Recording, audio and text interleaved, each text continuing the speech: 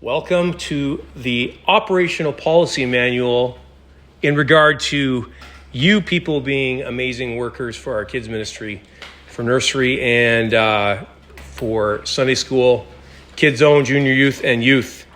So you guys know that we want to have high standards. Sicamous Community Church has a spiritual, moral, and legal responsibility to provide a safe environment for children, for youth, and vulnerable adults.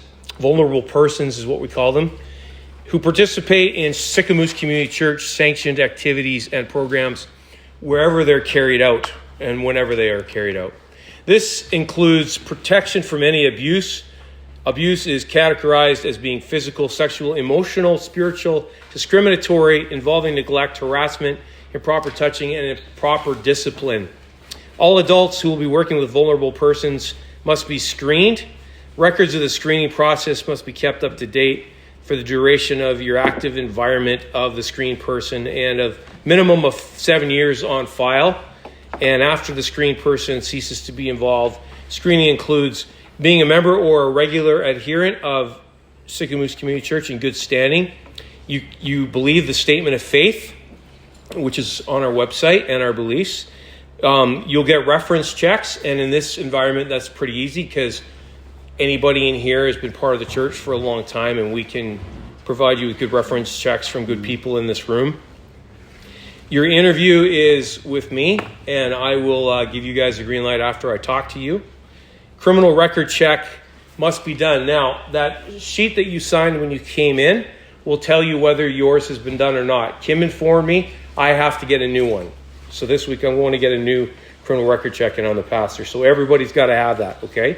Even though I've got 3 other ones with 3 different organizations, including the Billy Graham Association of Evangelism, and for other organizations in town, I have to get a criminal record check for the church, specifically for this reason, right? So that's got to be done. And this is training once a year. We do this.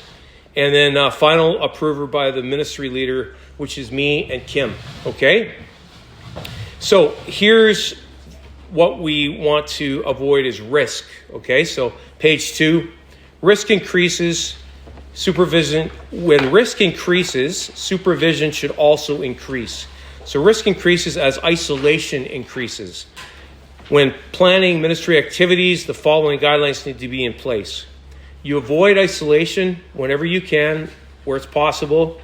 When you're meeting with vulnerable persons, it's better to be in a group than be alone, okay?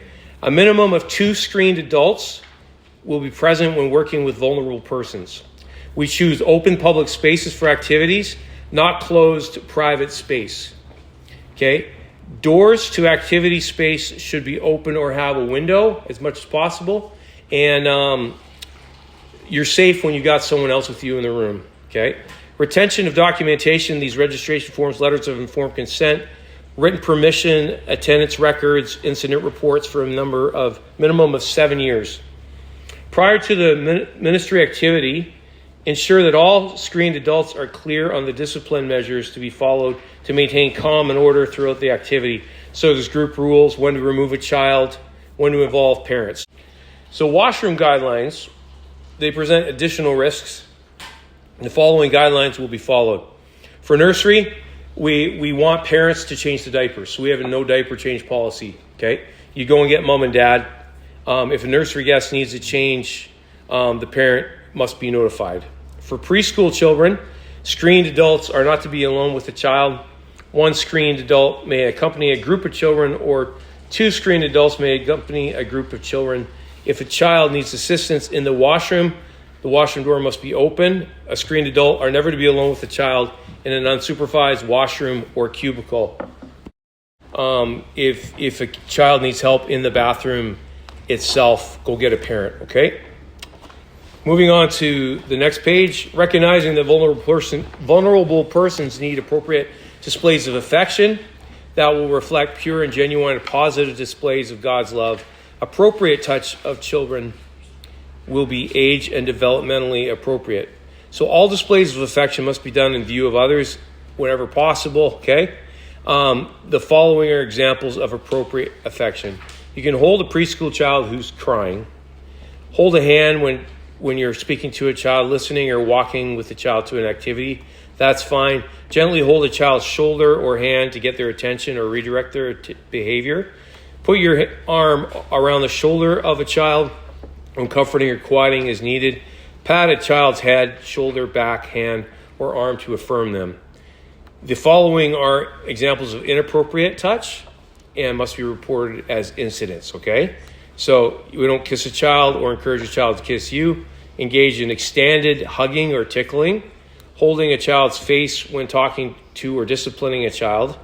Touching a child in any area that would be covered by a bathing suit, except as outlined in the washroom guidelines.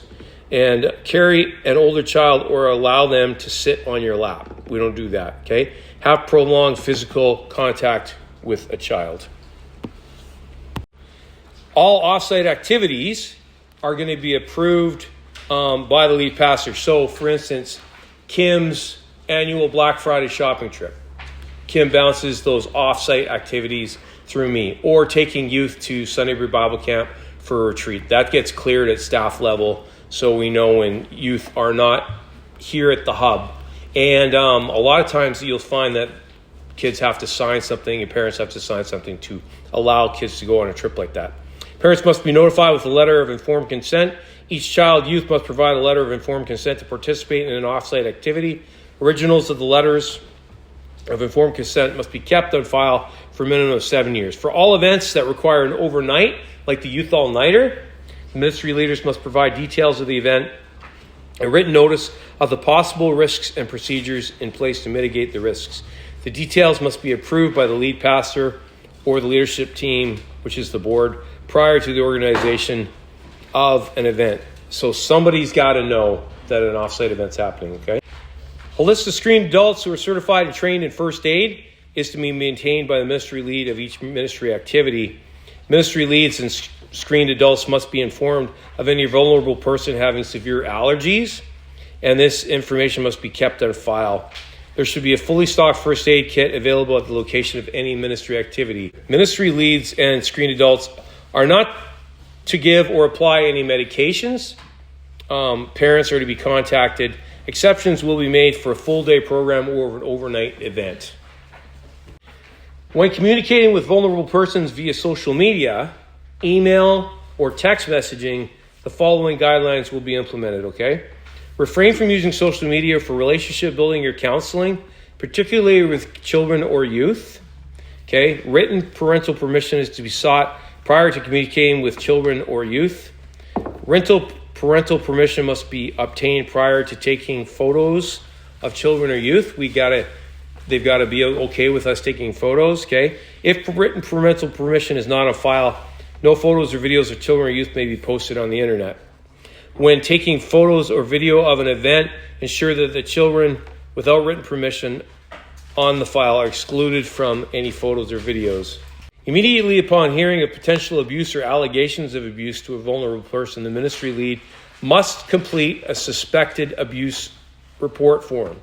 Notify the lead pastor or a board member and a member of the leadership team or the board chair, and the suspected abuse report form must be kept permanently. We are legally required to report any allegation or suspicion of child abuse to the Ministry of Children and Family Development. In the case of a vulnerable adult suspicion of abuse, it must be reported to the RCMP. Once the MCFD or RCMP have been notified, the leadership team will take responsibility for the church's response plan to responding to the allegation or cooperating with any investigation that is instigated.